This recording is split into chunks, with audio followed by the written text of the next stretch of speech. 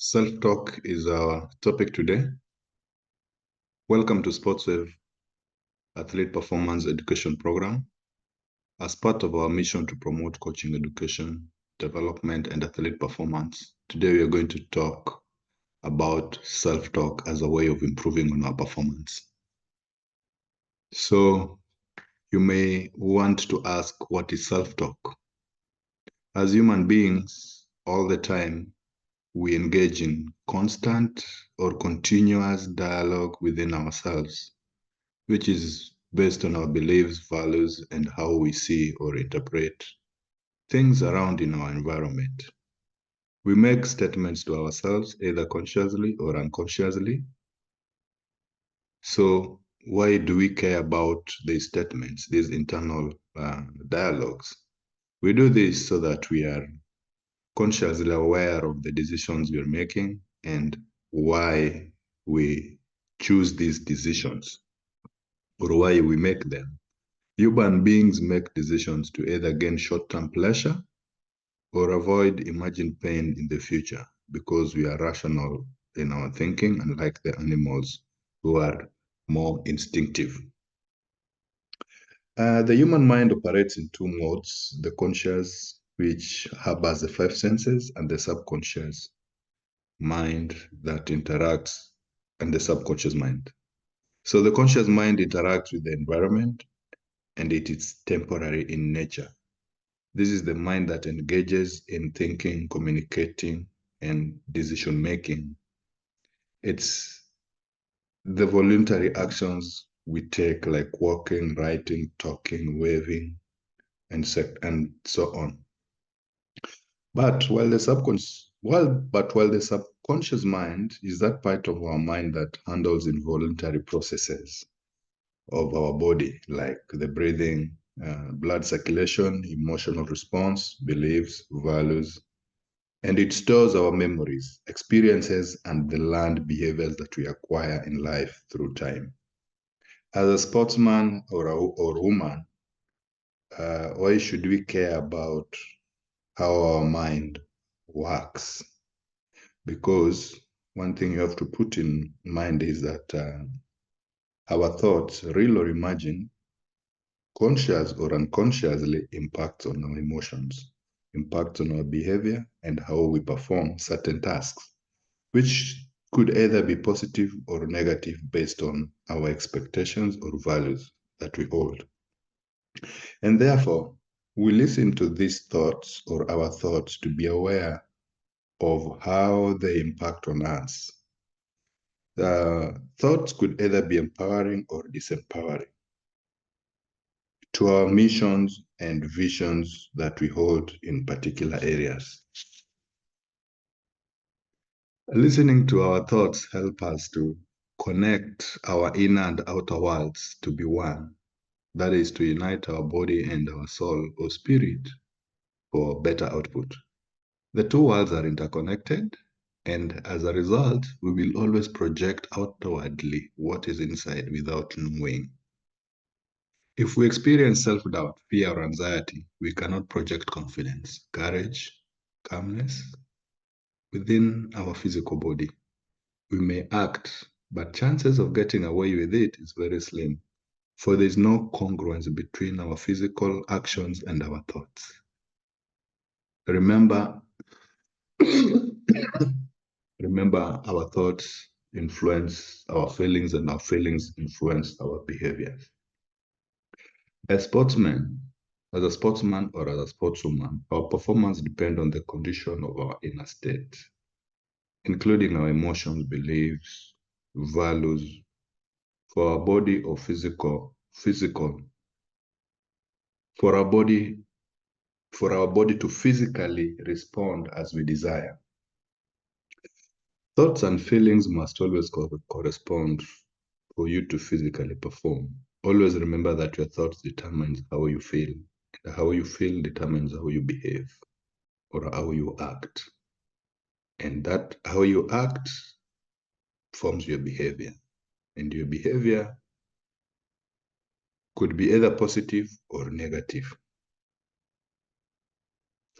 So So that's the reason why we are keen on what our thoughts are, because we want to control that goes on in our mind so that we can be conscious of the decisions that we make. And if we are conscious of the decisions that we make, then we are likely to make the right decisions. So when you consciously practice self-talk, it means you are consciously replacing disempowering thoughts with more positive and empowering ones. Always remember, repetition is the key in everything.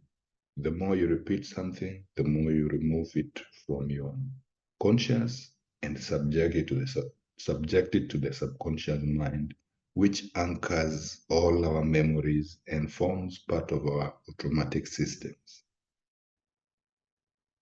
Remember, our subconscious mind cannot tell between what is real and what is imagined.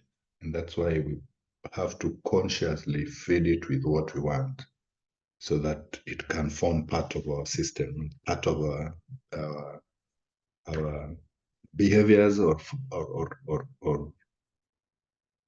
yes, part of our behaviors or habits. The subconscious mind does not differentiate. Does not differentiate, but it takes it as you constantly, it takes what you constantly program it to, or constantly feed it. It will only take what you feed it. And the more you feed it, the more it takes it, the more it makes it part and parcel of it. For example, when you're in self-doubt or fear, anxious, you can change that thought by repeatedly affirming to yourself that I am strong and capable. I can handle this challenge. I am focused and prepared. I don't disappoint my team. If you're spiritual, you can always refer to the Bible or even Quran, the verses that empower you, like in Romans 8, chapter 8, verse 31-32, which says, if God is for me, who can be against me? And in Philippians chapter 4, verse 1-3, says, I can do all things through Christ who strengthens me. And many more of such verses. These will give you the courage and the positive feeling that you need to overcome a situation. So positive self-talk helps one build the confidence, the self-esteem, improve on their way of doing things, managing stress, anxiety, and in keeping focus in their process during training and in competition. So how do you make self-talk work for you? First, choose a mantra. A mantra is simply a phrase that inspires you, like that brings you back to focus. For example, if you say, I am strong, I am the best, I am brave, I am fast, witty, and I am elusive to the defenders. Emotionally, I'm strong, I understand my game plan, and etc. This is something you say to yourself to bring you back to focus when you feel distracted. If you remember Lance Armstrong, who won Tour de France 5 times, he always wore a wristband, which was inscripted, live strong. So whenever he felt overwhelmed, distracted, or tired, he would look at his wristband to remind himself, live strong, so that he could regain his focus and strength on the task ahead of him. Me, myself, my mantra was to encourage myself at all times, because at one point I worked in a dangerous environment. So whenever could sense fear, I would tell myself, I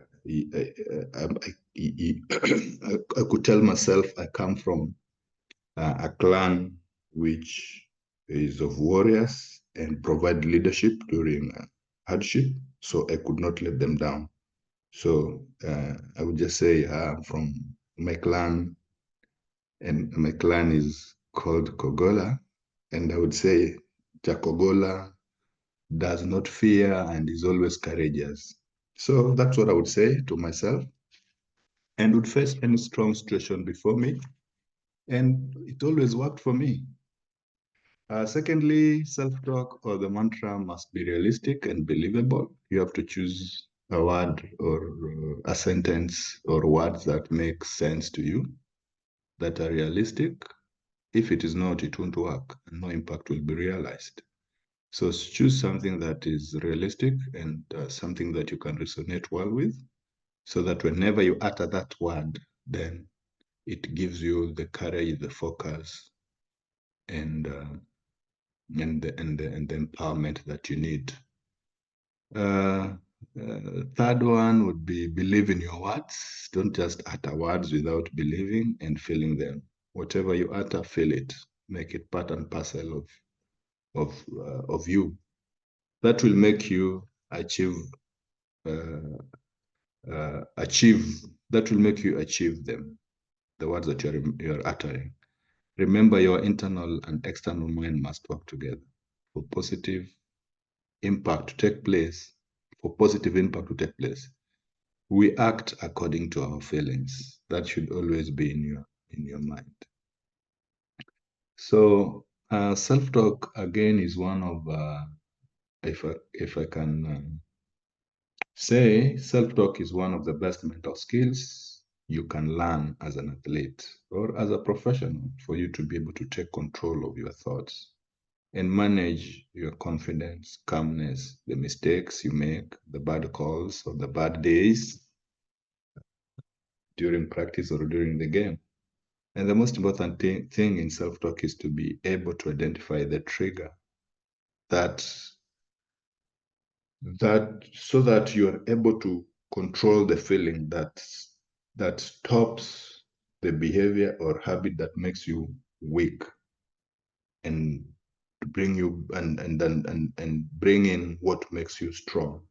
Identify the current negative self-conversations you have. Make a list of all the unhelpful thoughts that you have that lower your confidence, make you weak or doubtful of your ability. Secondly, create a confidence-boosting alternative for each of the statements which are disempowering you. Think of what you need to say to reverse the negative beliefs you have. For example, during competition, when you get nervous,